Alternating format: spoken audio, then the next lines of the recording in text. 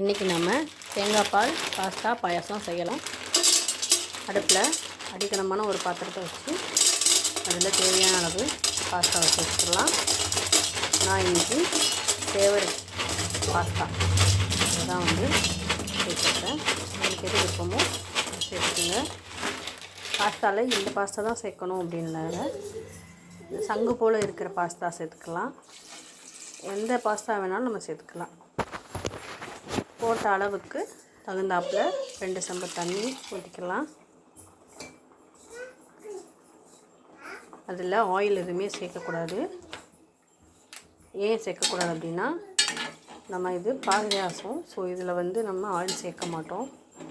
நார்மலாக பாஸ்தா வேக வைக்கும்போது அது பிசுபிசுப்பாகாமல் இருக்கிறதுக்காக நம்ம ஆயில் கொஞ்சம் சேர்ப்போம்.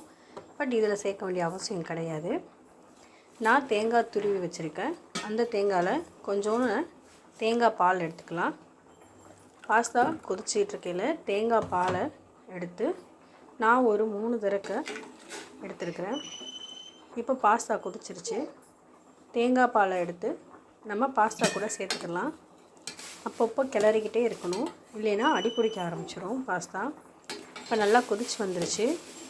இது கூட நம்ம தேங்காய் பாலை சேர்த்துக்கலாம்.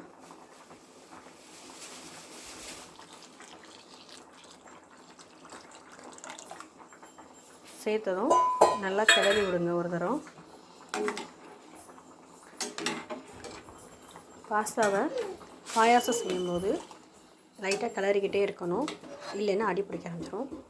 நான் வீட்டில் காய்ச்சி ஆற வச்ச பால் இருந்துச்சு, அது கொஞ்சமாக சேர்த்துக்கிட்டேன்.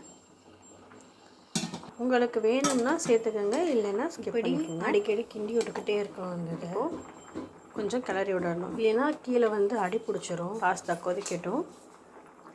கொதிக்க ஆரம்பிச்சுட்டே நின்று கிளறி விடுங்க, இல்லைன்னா நம்ம பால் ஊற்றி சக்கரை போடுறதுனால அது நல்லாவே கீழே விழுந்ததுக்கும் வாய்ப்பு இருக்குது. பொங்காமல் பார்த்துக்கணும், ஏன்னா நம்ம இதில் பால் ஊற்றிருக்கோம். கிண்டிகிட்டே இருந்தோம் அப்படின்னா பொங்காது.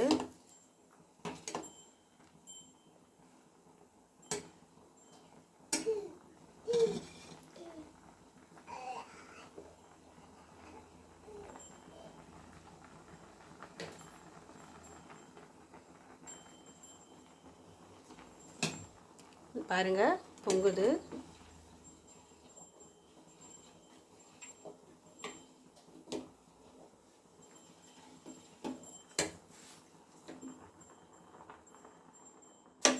நம்ம கொஞ்சம் லோ ஃப்ளேமில் வச்சுருக்கோம், கொதிக்கிறதுக்கு மட்டும். இது கொஞ்சமாக இருக்குன்னா சக்கரை போடுறதுக்கு நமக்கு வசதியாக இருக்கும். அதனால் கொதிக்கட்டும். பொதுவாக பாஸ்தாவை வேக வைக்கும் போது கொஞ்சமாக ஆயில் ஊற்றுவோம். ஆனால் பாயாசம் செய்யும்போது ஆயில் சேர்க்கக்கூடாது. அதனால தான் ஃபஸ்ட்டே பாஸ்தாவை தண்ணியில் வேக வச்சு அப்பப்போ லைட்டாக கிளறிக்கிட்டு இருக்கணும். ரொம்பவும் ஸ்ட்ராங்காக கிளற ஆரம்பிச்சிட்டோம் அப்படின்னா பாஸ்தா ஒவ்வொன்றும் கட்டாக ஆரம்பிச்சிடும்.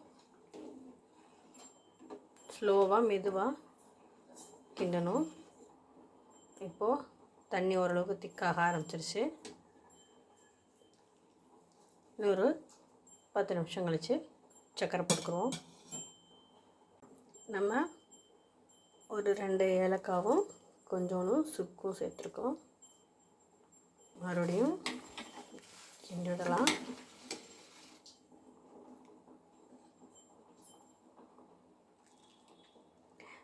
நம்ம ஸ்டார்டிங்கில் இருந்த தண்ணிக்கும் இப்போ இருக்கிற தண்ணிக்கும் வித்தியாசம் தெரியும்.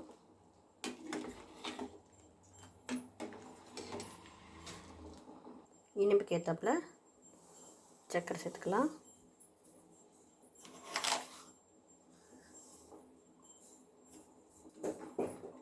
அடி பிடிக்க விடாமல் லைட்டாக கிண்டிகிட்டே இருக்க வேண்டியதான்.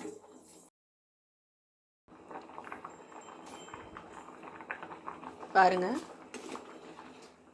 பாஸ்தா நல்லாவே கொதிச்சிருச்சு. தண்ணியும் இறுகிருச்சு.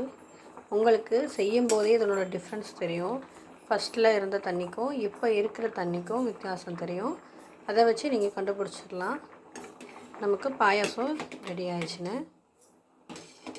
பாஸ்தா வந்து சீக்கிரமே வெந்துடும். நம்ம ஊற்றுற தண்ணி கரெக்டான அளவில் அந்த இதில் பாஸ்தாவில் போய் சேரணும் அப்படிங்கிறக்காக தான் நம்ம கொதிக்க விடுறோம் நல்லா. இப்போது கடைசியாக ஏற்கனவே தேங்காய் பால் சேர்த்துருக்கோம். இப்போது கொஞ்சமாக நம்ம தேங்காய் பூ சேர்த்துக்கலாம். இது விருப்பம் இருந்தால் சேர்த்துக்கலாம். இதுக்கு பதிலாக வேணால் நட்ஸும் சேர்த்துக்கலாம். எங்கள்கிட்ட நட்ஸ் இல்லாதனால நான் தேங்காய் பூ சேர்த்துருக்கேன்.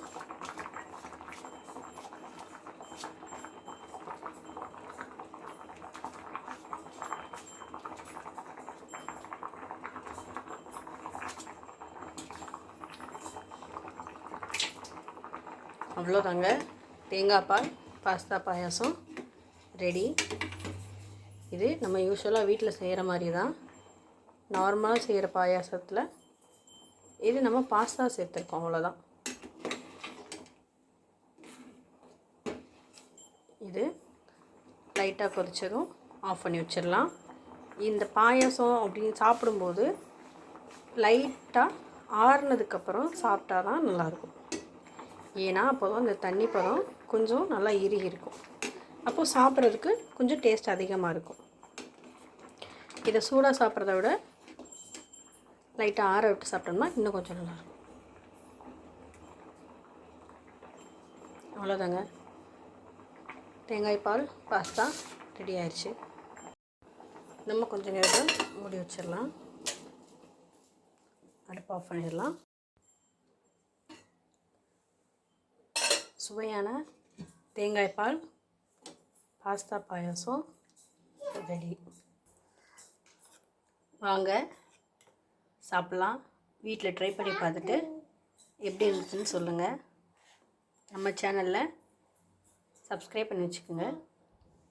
தேங்க்ஸ் ஃபார் வாட்சிங்.